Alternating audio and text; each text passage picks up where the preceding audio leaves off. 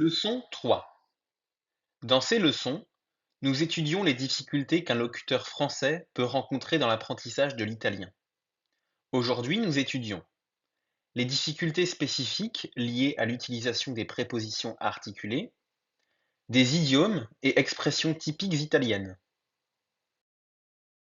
Qu'est-ce qu'une préposition articulée? Les prépositions articulées sont la combinaison d'une préposition simple et d'un article défini. Elles varient selon le genre, le nombre et l'article défini. Exemple: di plus il égale d'elle. A plus l'eau, allo. En français, ce concept grammatical n'existe pas à proprement parler. L'équivalent serait de là, sur le, etc. D'où la difficulté pour un Français de maîtriser ce point. Voici la liste des prépositions articulées en italien. Je vous laisse mettre la vidéo en pause pour prendre connaissance.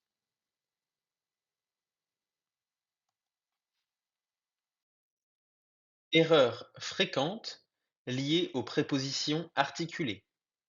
Les francophones oublient souvent d'articuler les prépositions avec les articles définis, créant des erreurs. Exemple incorrect: vado a il parco, correct, vado al parco. Ne pas utiliser des prépositions articulées avec les noms propres, les villes. Exemple: sono a Rome, je suis à Rome. Vengo da Rome, je viens de Milan. Complétez les phrases suivantes en utilisant les prépositions articulées appropriées. Vado cinema, sono biblioteca, veniamo spiaggia. Les réponses attendues étaient: vado al cinema, sono nella biblioteca, veniamo dalla spiaggia. Traduisez les phrases en italien en utilisant correctement les prépositions articulées. Le livre du professeur est sur la table. Nous allons à la montagne. Ils viennent de la plage. Les réponses attendues étaient: Il libro del professore è sul tavolo. Andiamo in montagna. Vengono dalla spiaggia.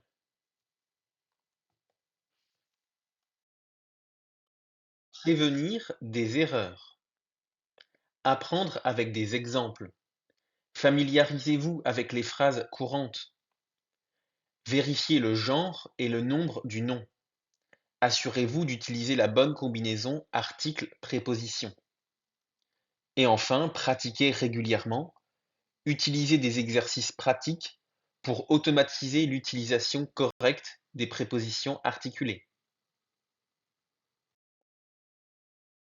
Les idiomes imagés courants. Nous allons désormais explorer des idiomes imagés italiens, souvent difficiles à apprendre pour les francophones. Ces expressions ne se traduisent pas littéralement, ce qui peut poser des difficultés dans leur utilisation et leur compréhension. Les idiomes imagés courants. Voici quelques exemples. In bocca al lupo, littéralement dans la gueule du loup. La signification est bonne chance et cette expression est utilisée pour souhaiter bonne chance, particulièrement avant une épreuve ou un examen. L'erreur serait de prendre l'expression au sens littéral et de penser à un danger réel. Avere le mani bucate, littéralement avoir les mains trouées. La signification est de dépenser beaucoup d'argent, être un dépensier. Cette expression est utilisée pour décrire une personne qui ne sait pas économiser. La traduction littérale, qui pourrait induire en erreur, est à éviter: avoir des mains percées.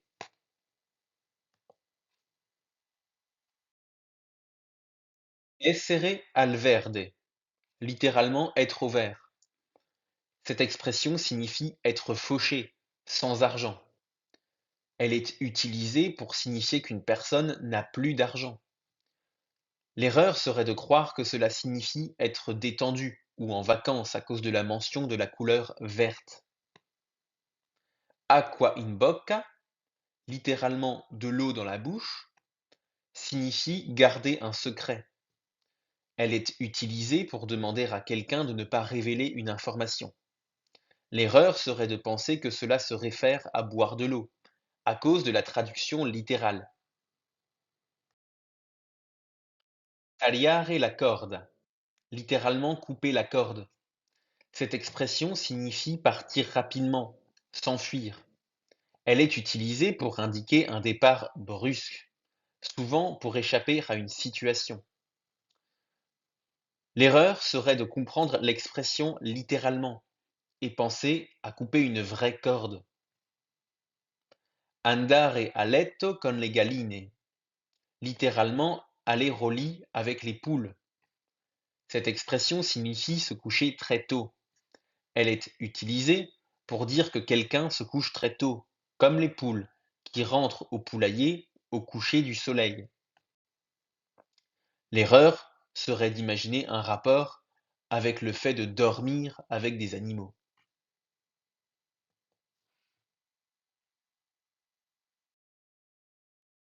Piove sul bagnato, littéralement, il pleut sur ce qui est déjà mouillé.